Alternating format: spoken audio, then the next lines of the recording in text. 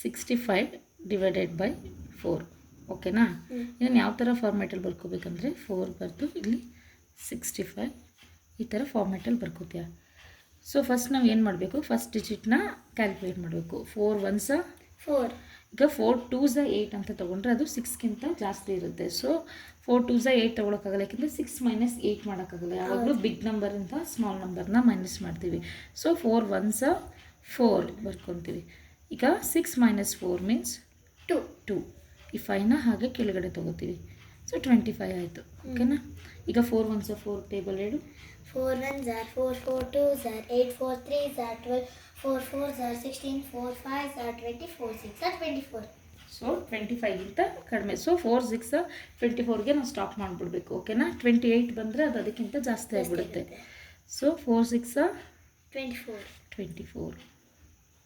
ಇದನ್ನ ಸಬ್ಟ್ರಾಕ್ಟ್ ಮಾಡಬೇಕು. S. 5 minus 4 means 1. 2 minus 2 means 0. Yes. ಈಗ 1 is the remainder. Yes. Quotient is 16 and remainder is 1. Because 65 4 ಇಂದ complete ಆಗಿ divide ಆಗಲ್ಲ. So 1 is the remainder ಹಾಗೆ ಉಳ್ಕೊಳ್ಳುತ್ತೆ. Nearest number ಏನು ಬರುತ್ತೆ quotient, ದಟ್ ಈಸ್ 16. ಓಕೆನಾ? ಇದೇ ಥರ ಡಿವೈಡ್ ಮಾಡಬೇಕು. ಓಕೆ ಅಮ್ಮ ಈಗ ನಂಗೊಂದು ಪ್ರಾಬ್ಲಮ್ ಮಾಡ್ತೀನಿ.